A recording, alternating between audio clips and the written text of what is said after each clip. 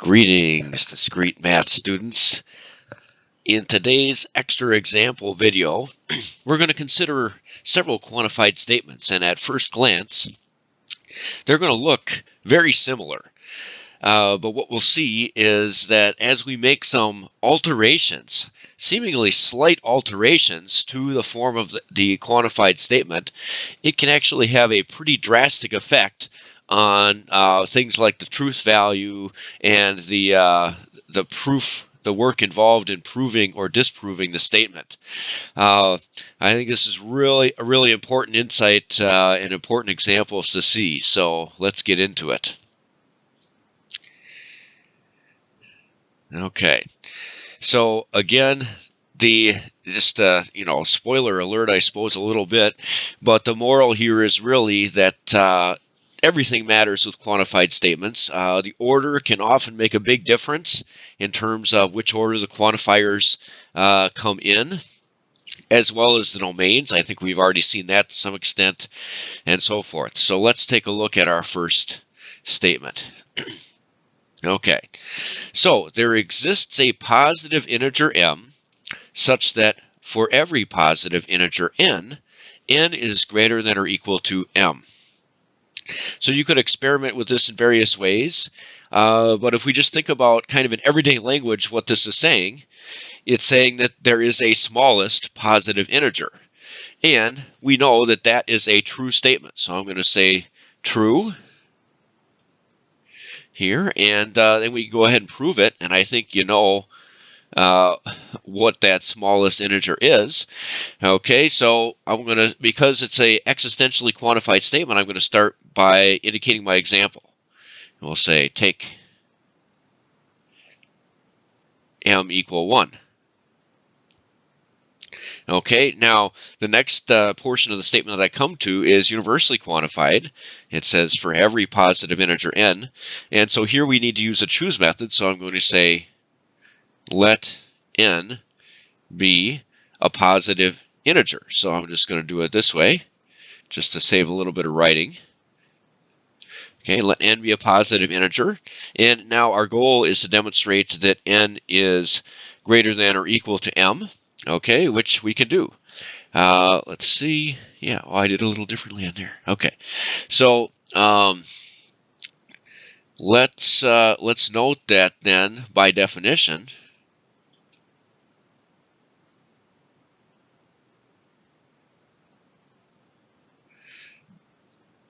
n is greater than 0,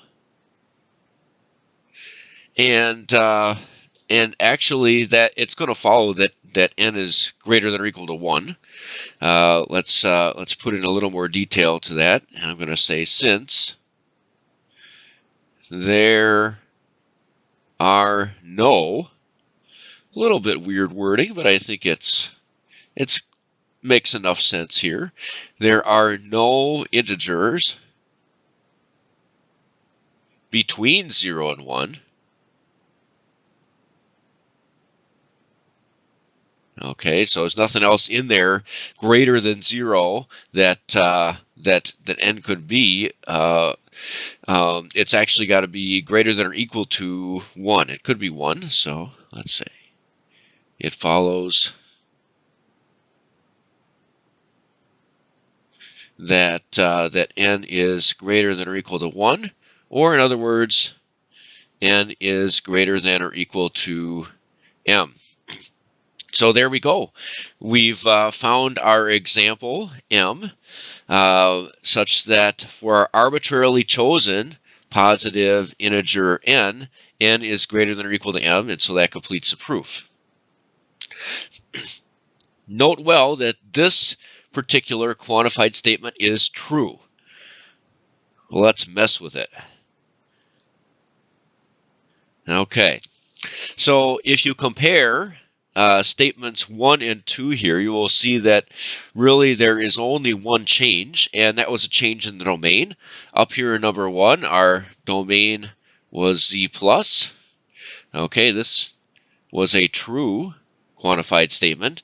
And in number 2, our domain down here is q plus, the set of positive rational numbers. So again, in everyday language here, we have a statement that says there is a smallest positive rational number. And hopefully you recognize something fishy about that one, because in fact that statement is false. Okay, there is not a smallest positive rational number. Okay, now we can say that, but of course, to be convincing about it, we need to prove it. And really, what we're proving here in disproving the statement is we want to prove its negation, so let's write down what the negation is. Okay, the negation here it would be, and this would be part of our analysis, would be for all positive rational numbers m, which again, just to save some writing, I'm going to do as q plus here. For all m and q plus, the such that changes to a comma, for every positive rational number n, that's going to change to there exists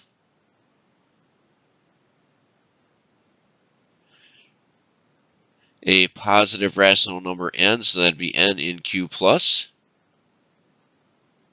such that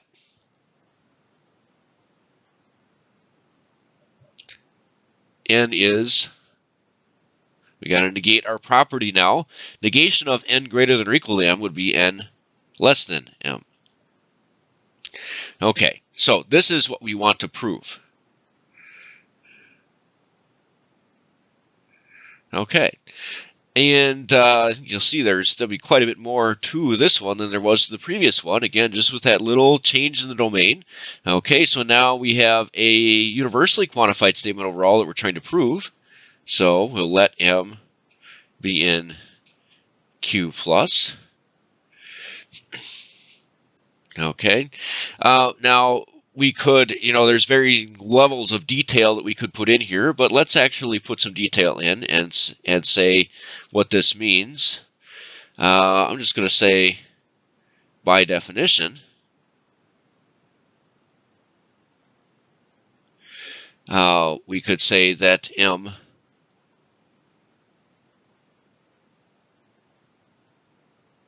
is equal to p over q,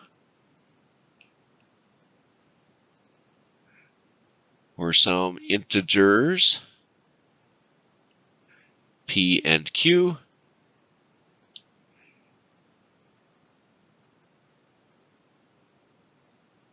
with q not equal to 0.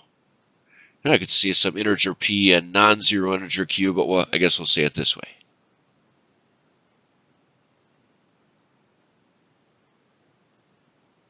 E and q with q non-zero. Okay. Now, I need to give an example here for my n, and what I want to do is take n. Okay, so if we have a rational number, how do we get a smaller one?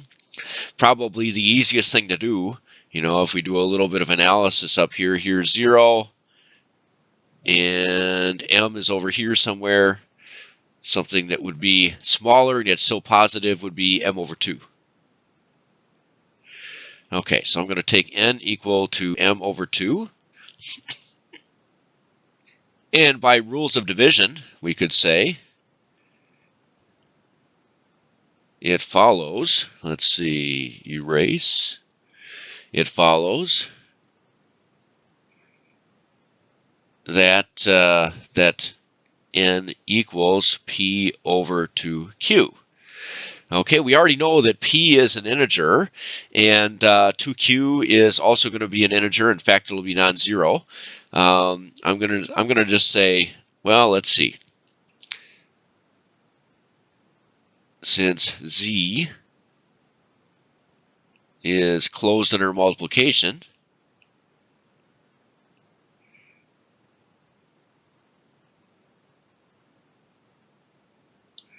that will tell us that 2q is in z. Product of two integers is going to be an integer. And furthermore, say also 2q is not equal to 0, since q is not equal to 0. And, of course, we need the fact there that 2 is not equal to 0 as well, but we'll let that go without saying. Okay, so 2q is not equal to 0. We have written n as a quotient of two integers with non-zero denominator. I'm going to say hence n is in q. And now, furthermore, we also know it's going to be positive.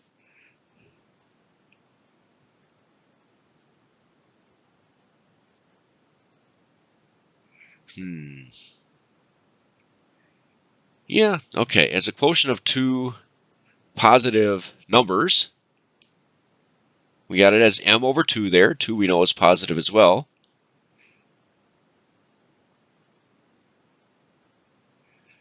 N is positive. N is greater than 0. And so, thus, n is in fact in q plus, which is great. That's where we need n to be. We now have it in the right domain, and we just need to verify that, that n is less than m. Okay, that is our last thing to do here, verifying that the condition is met for our chosen, for our n that we're using as our example here.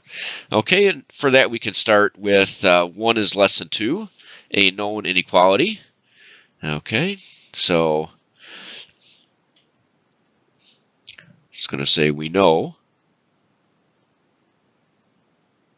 1 is less than 2, and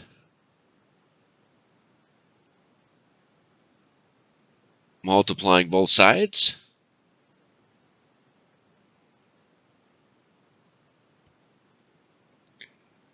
by the positive number m over 2, that is going to give m over 2 is less than m, or in other words, since that is our n is less than m, and there we go. We have demonstrated that our property in our negation is satisfied, and so we have completed the proof, okay, which again is disproving the original statement number 2 up there. So that one turns out to be false. So remember that that one's false, and now let's go ahead and take a look at our third statement. Okay, again, pay close attention to that negation there and see how it compares with our statement 3. Okay, there was statement 2, and here is statement 3. And again, you look at these statements and try to see if you could tell what is different about these two statements. It's something that, again, may seem minor, but actually is huge. And that is that the parts of the statement are switched around, in particular these quantifications. In statement 2, we had that there exists, the existential quantification of m came first. Okay, now we've got existential quantification of m coming second. It's all the same, same domains, same quantifiers, same words. What has happened is that things have switched around. And now that universal quantification that came second in statement 2 is first. Again, it's same, all the same stuff, just the order is switched around. But what about this statement? Okay, remember statement 2 is false. Statement 3, for every positive rational number n, there exists a positive rational number m, such that n is greater than or equal to m. Well, that actually turns out to be true. And it actually, if you look back to our negation in number 2, it looks an awful lot like what we were proving in number 2, that negation. So these statements are almost saying the opposite of each other, but in fact, even there's a slight difference that is going to make this proof a lot easier. Okay, and that is that in our inequality, we have equality included. It's not a strict inequality this time, so in fact that makes this proof super easy.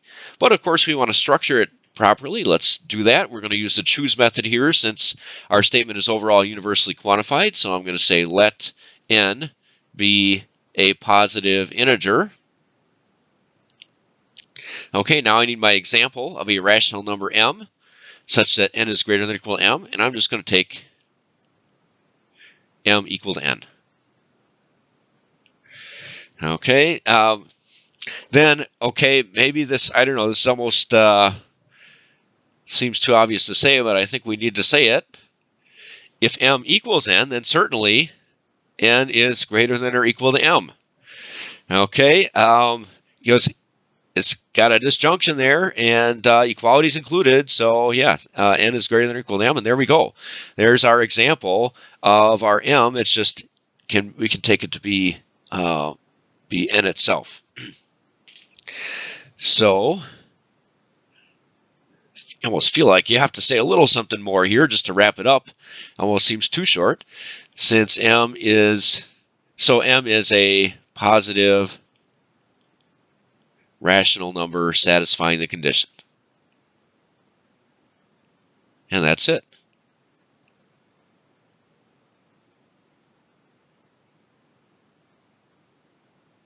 Okay. So again, nothing too fancy or, complicated in that proof or any of these really.